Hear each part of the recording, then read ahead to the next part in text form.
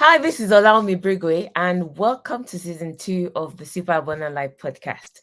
In this season, we're going to be talking all about purpose. One of the reasons why I'm doing this particular series, and it's a series of 10 episodes, imagine 10 episodes to talk about purpose, is because in my work and in daily interaction with people, I realize that so many people don't actually have that confidence, that conviction that they're living a life of purpose, that they're doing what they were put here on earth to do.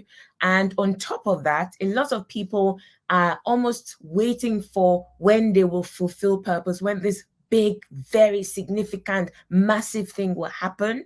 And they can then confidently say, oh, I'm now fulfilling my purpose. That is not correct, because every single day, in fact, from the moment you were put upon this earth, you started to fulfill the reason for which you were born. Welcome to the SuperAbundant Life Podcast, where we teach the Bible in a simple, authentic, and practical way so that Christians can skillfully apply the Word of God to create supernatural results in every area of life. This is your host, Olaomi Brigwe.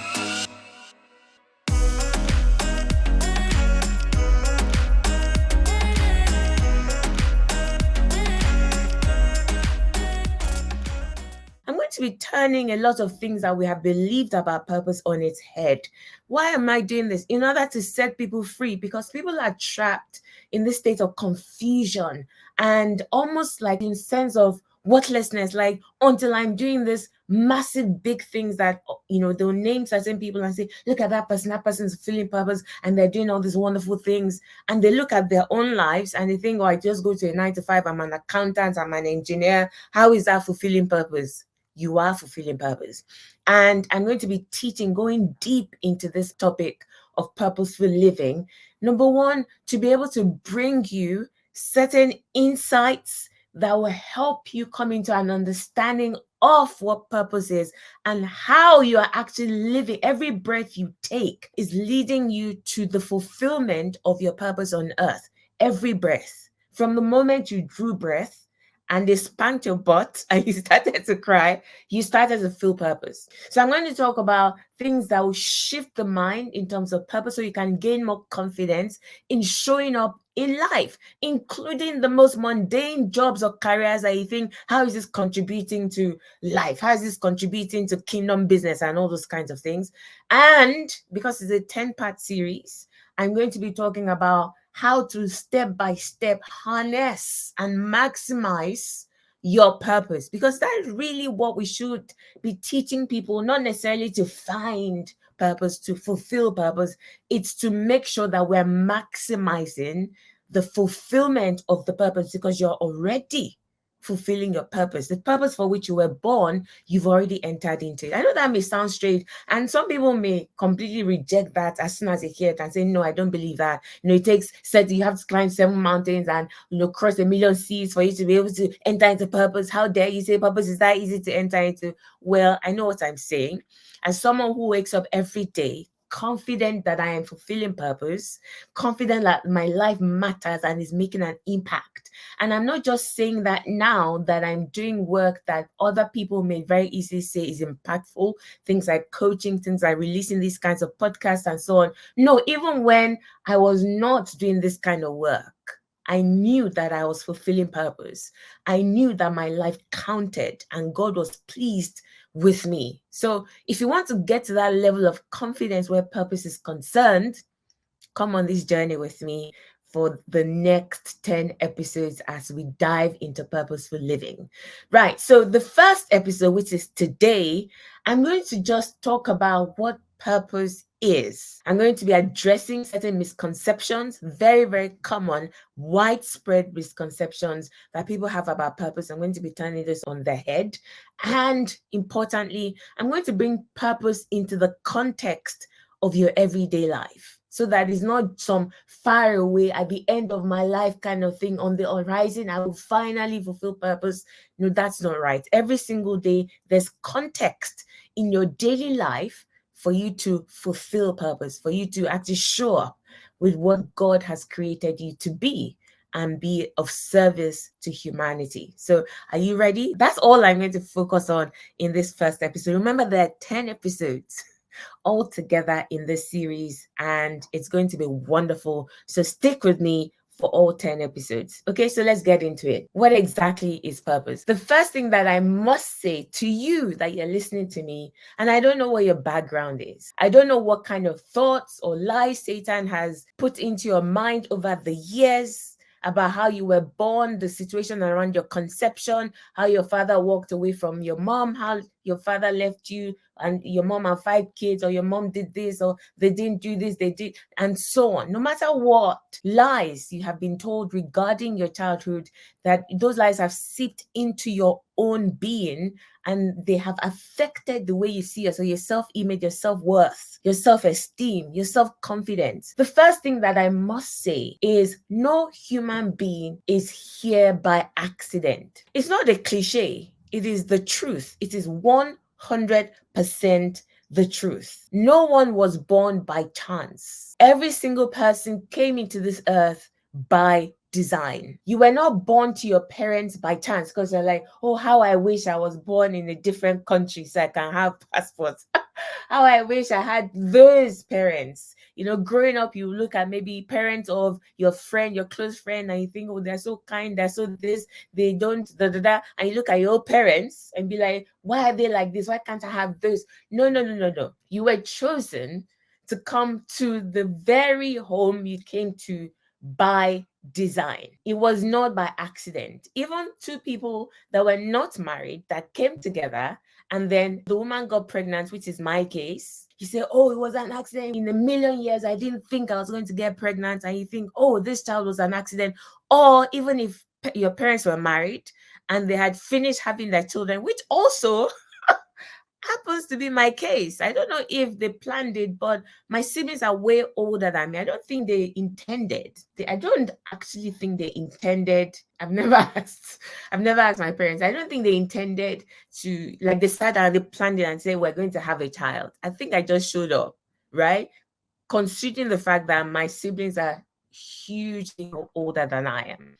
So even if that was the case, say, oh my goodness, I finished having all my children and then I find out I'm pregnant. That child is not an accident. That child is not here by chance. Everyone that comes through, because let me qualify that so that it doesn't seem like I'm just spewing some motivational stuff. When God created the heavens and the earth, what did he say to man? He said, be fruitful and multiply. So there's a commandment over the entire human race to continue to give birth. So first of all, any child that is conceived, it is the will of God for that child to be born. Now, don't come for me. I'm not bringing politics into this. I'm not even American. Okay, I stay as far away from American politics as I can. Thank God I'm not American. So this is not what I'm talking about. I'm not talking about pro-life or pro-choice. No. This is not what I'm talking about.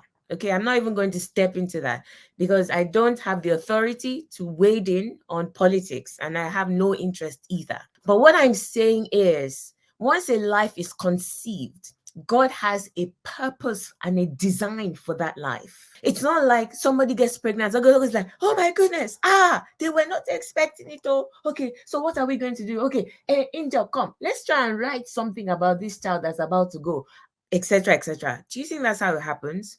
The Bible says God told Jeremiah that before you were formed in the womb, I knew you. Every child that comes into this world, God knew that child. The child existed in God. The child was a spirit. The child was not manufactured when somebody gets pregnant or when somebody got pregnant. It's not like, oh, I'm pregnant. I was like, oh, you're pregnant. Okay, let's quickly form a baby and put a baby. No, the spirit man already existed. God just gave the spirit a body according to what had been demanded.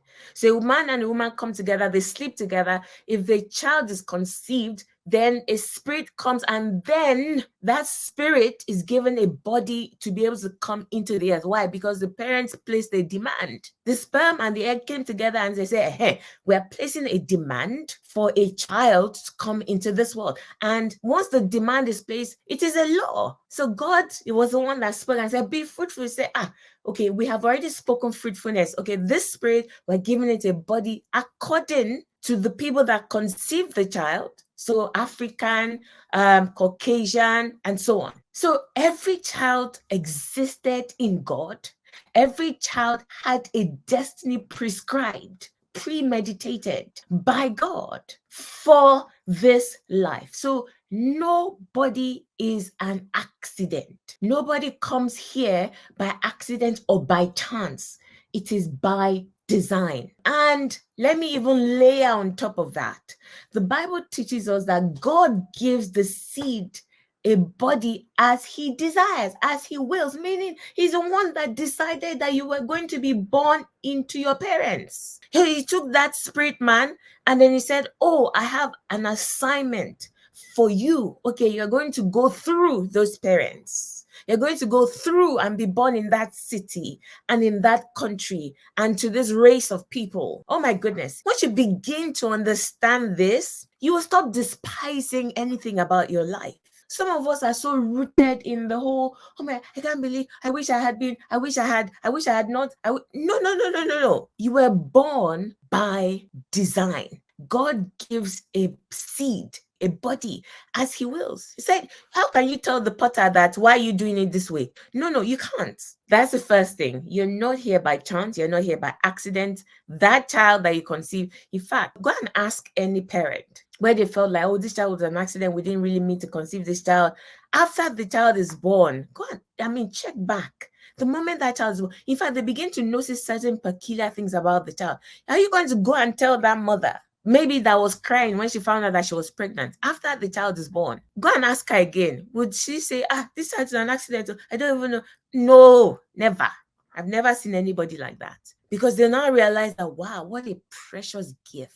God puts love for that child into the heart of the parents. And they begin to thank God for this precious gift. The child, I'm talking to you from experience. From experience that you wept, oh my God, I can't believe I'm pregnant. That same pregnancy that you were beeping on top, like, oh, accident. By the time things begin to play out, you realize that, oh my goodness, thank God for this gift. This was by design. Do you see what I mean? So when two people come together, they're placing a demand, and God gives that seed a body as he wills. So that's the first thing as we build up to what exactly purpose is. Now, I want to read out what the dictionary definition of purpose actually is. I'm going to read out some of the things. It says the reason for which something exists or is done, made, or used. So purpose, according to dictionary, is the reason for which something exists or is done, made, or used. It also says an intended or desired result, an end, an aim, or a goal. Now you can see how people have taken the literal definition of purpose and superimposed it upon their own lives. This is why people walk around thinking, oh, my purpose is to reach a destination, to do something. You cannot use the dictionary definition of purpose to describe the purpose of your life, because the purpose of your life will keep shifting and changing literally every single day. Remember what I said? I'm going to repeat that. The moment you drew breath, you started to feel purpose. What do I mean by that? The purpose that you started to fulfill the moment you were born into this world is you became a child, a daughter or a son to your parents. That's fulfilling purpose. You showed up and you were a baby, and they would say, this is my son or this is my daughter. So in that stage of your life as a baby, this is who you were. That was your purpose. And then a new season, a new stage would come, and then what you would release. So that's the thing about purpose, more about what am I releasing into this world as opposed to what am I achieving. purpose is not about achieving. Because if you think about it in terms of achieving, this is where this idea of, unless I do this massive thing, it's only the people that are doing global, massive things that are fulfilling purpose. It's not true. Every single person is fulfilling purpose. So that's the first thing I want to discredit. Yes, English describes it well, but you can't take that definition of an end goal or an end result and bring it into interpretation into your own life where your purpose is concerned. Now, what do people think that purpose is? Let's talk about that. So I'm going to address some of the misconceptions. The first one is a lot of people think that not everyone has a life purpose or has a grand life purpose or has something significant that they're supposed to do. They may feel like this person, well, there's nothing significant about their life. They just came, I'm just passing through. I'm not meant to do anything significant with my life. I'm not meant to impact people or lives in any kind of significant way. See, that very thought will make that person not intentionally fulfill the purpose that they're already being inserted into. What do I mean by that? So, for example, somebody, goes through school, goes through university, qualifies, let's say, as an accountant. And then they go and work for a company, entry level, and then they work as an accountant for 50 years. That's a lot, right? They don't work that long these days. I guess 40 years. 40 years. They retire at 65.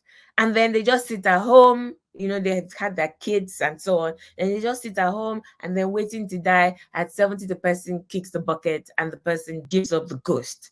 And they feel like this life just lacked purpose. There was no purpose. The reason why that happened, and that person is thinking that my life has no purpose, or somebody would observe their life and say, oh, this life, what did they even do, right? It's because they were waiting for some grand life purpose, not understanding that the fact that they even trained as an accountant and spent 40 years of their life being an accountant, crunching numbers, there was purpose in that thing. Do you understand what I'm saying? You have to see every aspect, every part of your life as fulfilling purpose, not some one grand thing. Oh, I need to go and start a charity to help children that are this one. That's when I'm fulfilling purpose. No, as the moment you wake up, the moment you open your eyes and you turn to your husband and say, good morning, that's purpose.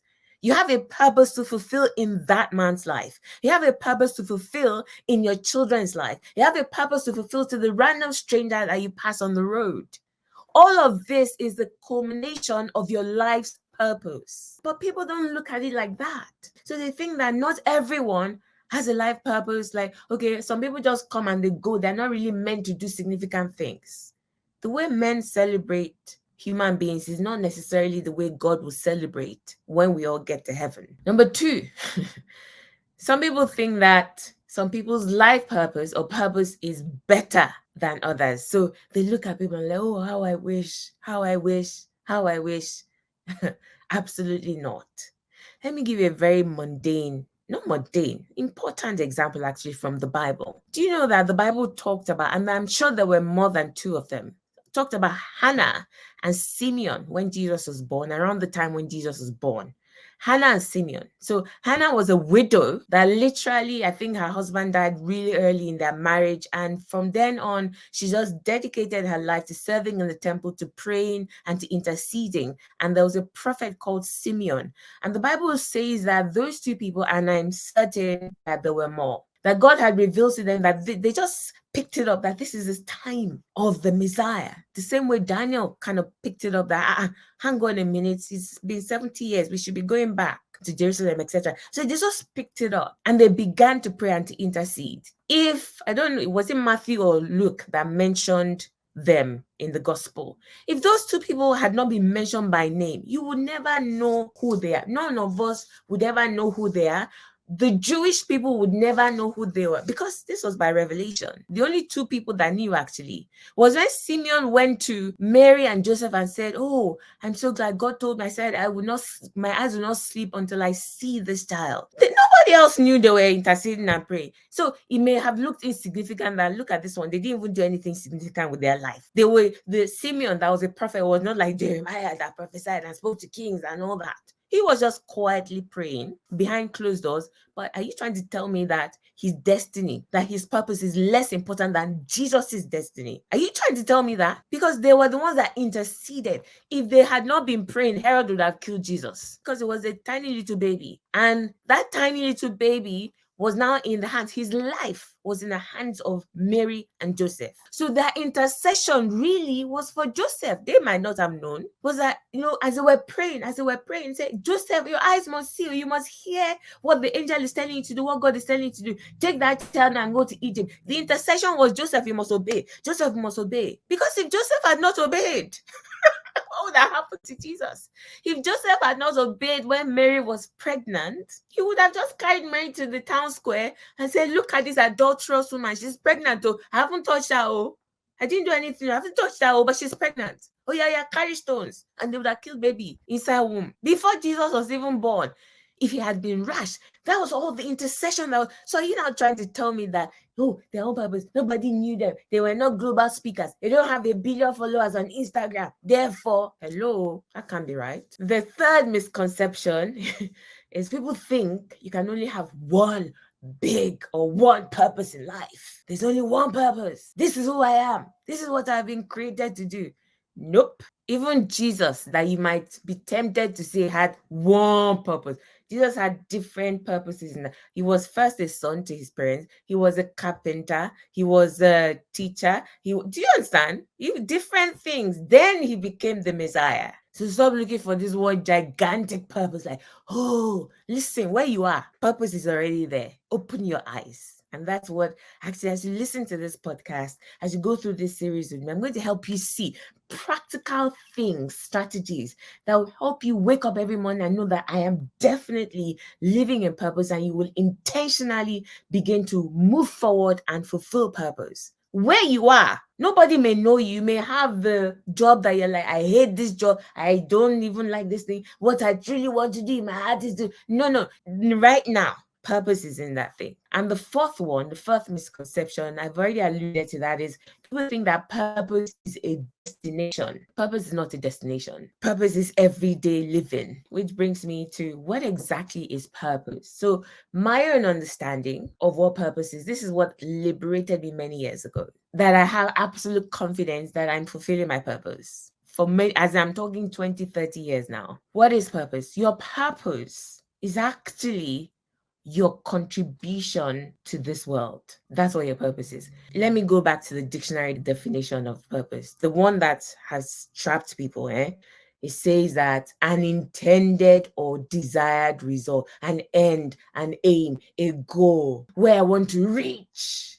My purpose is to become the owner of the largest this one in the world. I think that's purpose. No. That's not purpose. That's just a result. That's just you achieving something. Purpose really is your contribution to the world. And that is why I can make bold statements like, from the moment you were born, you were living out your purpose.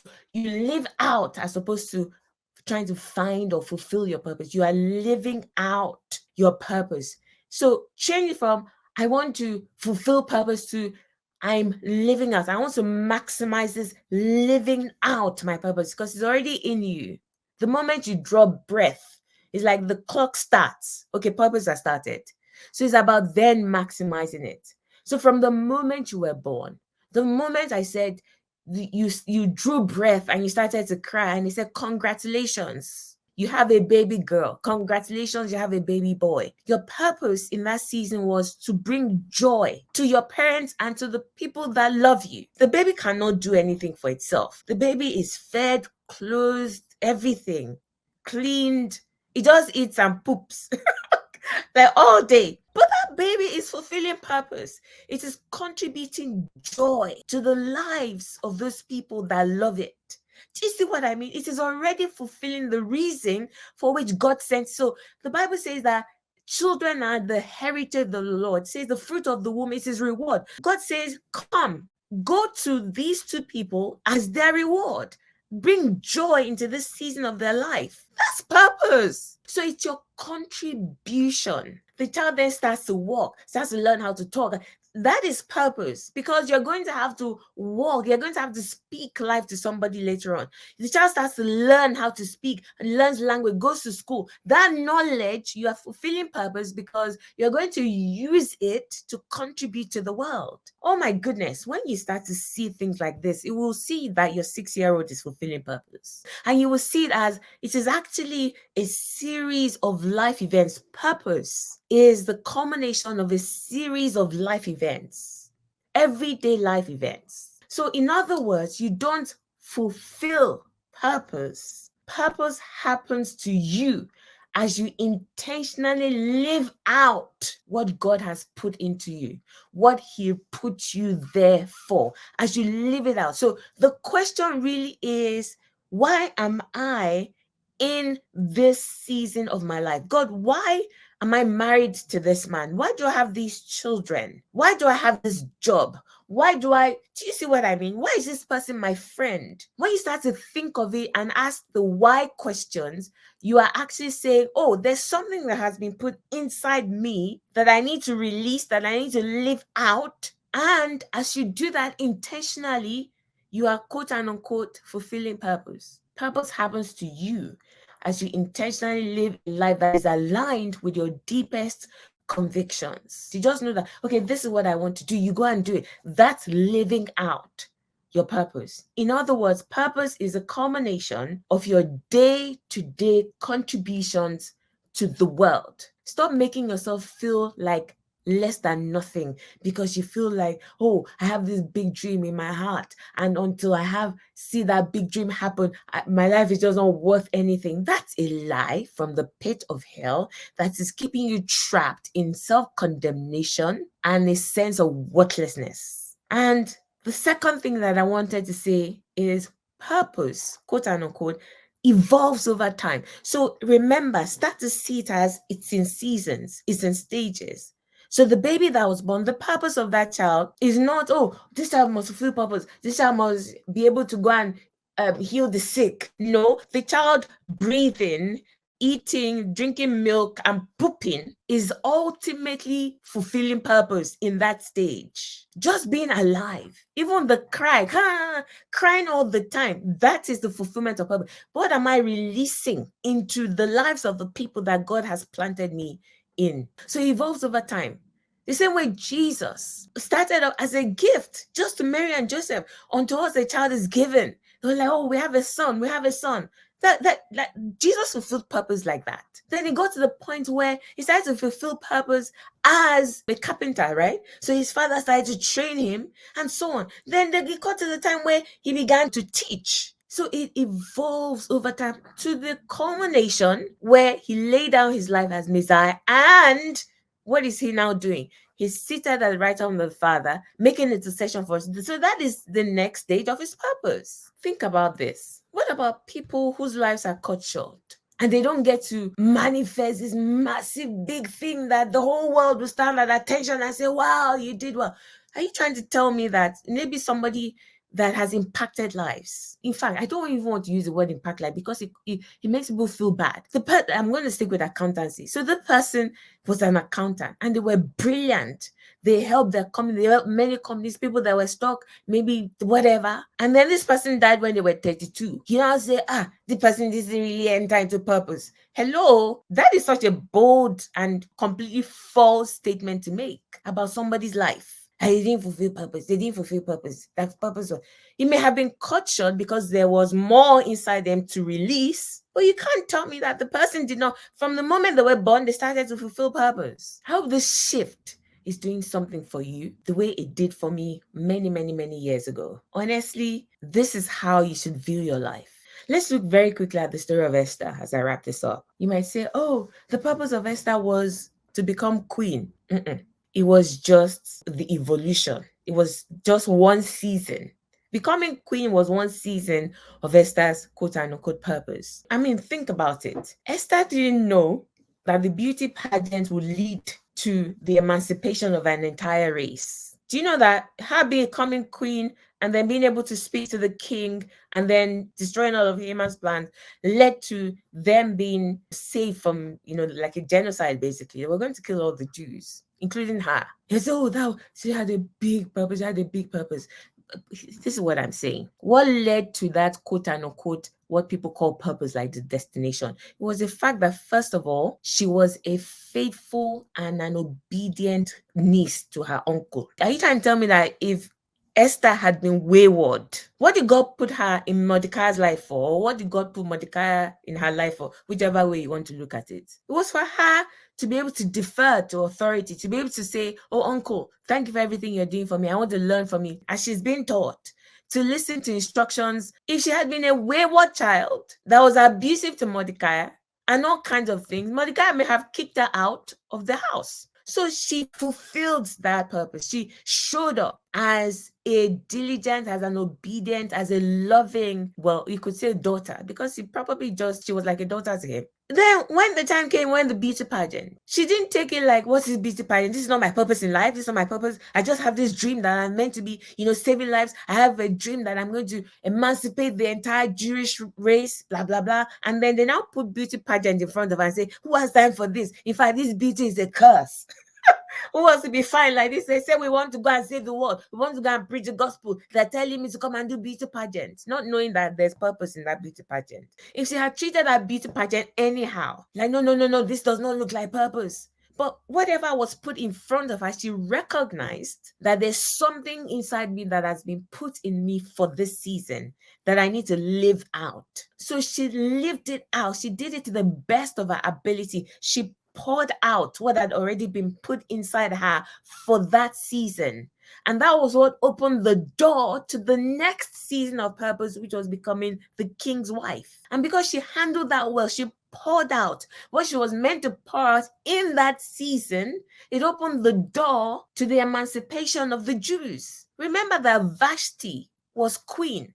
So she, quote unquote, was in the stage or the purpose of being the king's wife, but she messed it up. So it was not a given that because she was married to the king, then therefore she was going to, go on and fulfill this next, her big purpose. No, she had been fulfilling purpose from the moment she was born. You have to begin to see your life like that. Look at where eventually the journey took her, the emancipation of an entire race. Maybe 1 million people, I don't know, or more. But there was a point where she had to start strutting around wearing, tiny swimming trunks and wearing high heels. And you say, what is this one doing? You lack purpose in your life. You're not even a serious human being. Meanwhile, there was purpose in that thing. I hope this is helping you. I hope it's shifting some things in your mind. Let me tell you as I finish, just let me share part of my story with you. Because I think this way. I look back into every season of my life from the point when I was born and I see purpose in it. I see how it's almost like layers, things are building up. So I'm fulfilling purpose at this level, and then it builds up to this level, and then builds up to the next level, and then that is where I am now. And I can see, what the next level is looking like in terms of fulfilling purpose, in terms of living out my purpose. But this current season that I'm in, or this current stage of purpose that I'm living out, how did it happen? How did I become someone that is impacting lives through podcasts, through teachings, through coaching, and all these things, all these personal development courses and memberships and all these things that we're doing as an organization? How did all this start? I was in my 9 to 5, and in that 9 to 5, I never treat anything. I told them I'm going to share strategies with you. I don't treat anything I do like, this is just a stopgap. I'm just here. I don't like this job. No, I always take it with such gravity. I bring God into it. I say, what did you put in me for this season? Even if I hate the job. So I was literally in my 9 to 5, and my husband is a pastor. So I'm married to a pastor, and this was years ago. And I just thought that, it was coming up to Christmas or something, or the end of the year. And we just thought, what can we do? So I was thinking, okay, what can we do for the women in church? I want to be able to do something like a get together, like a meetup, let's hang out. And I thought to myself, what is one of the things that I'm really, really good at? Right? One of the things that come very easily to me that I've mastered. And I thought, setting and achieving goals. This is something that I had mastered. I thought, well, maybe I can do a workshop for these women. I think it was December. It's coming into a new year anyway. So it was something that will be relevant because this is a point where people are thinking, okay, what's next year going to be? What do I want to achieve next year, etc. So I thought achieving goals for me, the methodology, I have cracked it. So I thought, let me teach. I would do a workshop and then would have a nice lunch and then hang out and so on. So I thought, let me do that. And remember what I'm saying now. I approach everything as if I'm living out my purpose. So for me, in front of me at that time, a workshop to contribute. It was my contribution to humanity. Even though at the time it would have been, I think, about 50 women that would have been in the room. For me, I'm thinking humanity. Some people will not put their energy into something until they say, come and speak to 10,000. But you will never go and speak to 10,000 until you put everything into speaking to one person. So I prepared. I was working. I had all my responsibilities, wife, mother, all of that. But evenings and weekends, I'll sit down and write. I created a workbook. And when I say workbook, it's not 2 pages. It's in fact a book. I can publish it now as a book. Created it, worked step by step, created my slides, presentation, etc. And then went and I did this. I absolutely loved it. I was like, they found it so helpful. Like, oh my goodness, I never saw it this way. Oh, this is why this has not been working. Blah blah blah. What a wonderful time. And while we were there on that day, towards the end, a friend of mine, one of the ladies in church, just casually mentioned that, have you ever thought about doing this, becoming a coach, like doing stuff like this professionally, not just within the church, not just as a one-off? The moment she said this thing, something, I don't even know how to say, something just like exploded inside me, like, I never thought of that before, because I'd never really been exposed to the world of coaching. I was in a 9-to-5, I was in education, so you weren't really exposed to like executive coaching or things like that. You would have mentors, but that was where it ended. At the time anyway, I don't know if they've started using executive coaches in education as at now, but at the time, you didn't go and get an executive coach.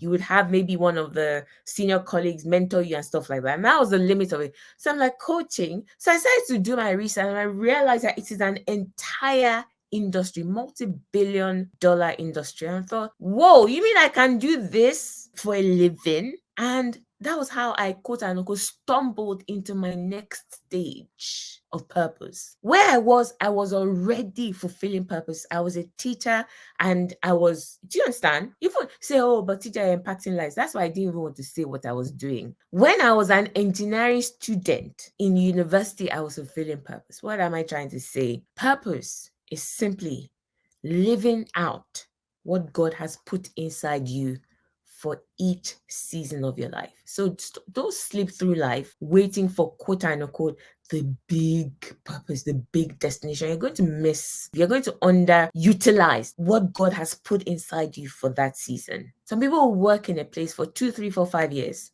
And beyond doing the bare minimum and collecting their salary, they didn't leave one small imprint because they think, oh, I don't really like, it's another job I like. I don't like the people here. You have not impacted anyone. You have not made any valuable contributions to that place. Why? Because you're like, oh, God showed me in a dream that I'm meant to go and open orphanages. The time to open orphanages is coming. He's showing you what's to come. But for the door to open, to quote unquote, opening orphanages, you must be faithful as an accountant. You must first of all see the people that you're working with as fatherless and motherless children and say, oh, how can I help these people? You understand what I'm saying? That brings me to the end of the first episode. What have I covered in this first episode? What purpose is, right? I've built up the case to show you what I see purpose as. I've addressed common misconceptions about purpose, and I've tried to bring the idea of purpose into context into your everyday life. Next, in episode 2, we're going to be looking at how does purpose specifically find expression in your life. Remember, it's a 10-part series. It's a 10-part season. And we're going to build up step by step until by the end of it, you can confidently say, okay, I know exactly what purpose is. I know exactly what I'm meant to be doing every single day to know and to confidently say that I'm living out my purpose. This is Allow Me Brigway, and I'll be back next week with another episode of the podcast. See you then.